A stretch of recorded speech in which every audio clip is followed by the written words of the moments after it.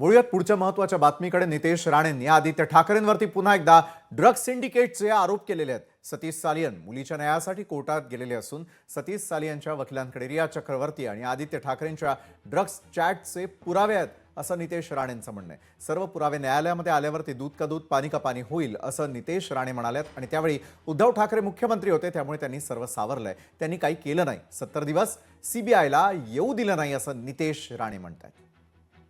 जे काही ते निलेश ओझा नावाचे वकील काय बोलतात त्यांच्याकडे स्पेसिफिक चॅट आहे।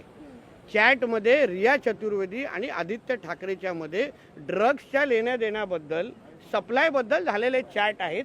ते पुरावे त्यांच्याकडे आहेत आणि ते पुरावे ते कोर्टामध्ये सादर करणार आहेत। आता हा त्यांच्याकडे असलेल्या पुराव्याच्या अनुसार केलेला त्यांनी स्टेटमेंट आहे।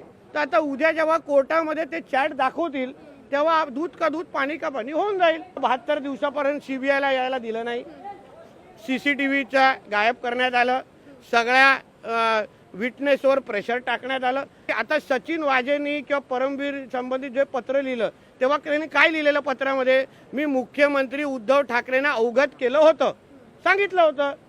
म्हणजे त्याच्यामुळे उद्धव ठाकरे ते जबाबदार धरतायत। ओझा या नावाच्या वकिलांनी जो काही आरोप लावलेला आहे, जे काही पत्रकार परिषद घेतलेली आहे, 376 दाखल करा म्हणून त्या ठिकाणी सांगितलेलं आहे आणि त्यासाठी कुठली चौकशी आता परत एकदा या ठिकाणी केल्या जाणार आहे। राज्य सरकार, आपलं सरकार, गृह मंत्रालय कुठली आता याच्यावरती कारवाई करणार आहे हा प्रश्न माझा या ठिकाणी आहे। कित्येक प्रकरणं अशी आहेत की जे महिलांचे प्रकरण आहेत त्याच्यावरती राजीनामे द्यायचं काम पडलेलं आहे मंत्र्यांना आणि ते मंत्र्यांनी दिले तरी पण या प्रकरणावरती का प्रकाश टाकला जात नाही, या प्रकरणामध्ये का दखल घेतल्या जात नाही आणि याच्यामध्ये जे काही आरोपी आहेत आदित्य ठाकरे यासाठी नार्को स्टेटला का तयार होत नाही हा पण आमचा या ठिकाणी मुद्दा आहे। लोकशाही मराठी ऐका, पहा, जागरूक रहा।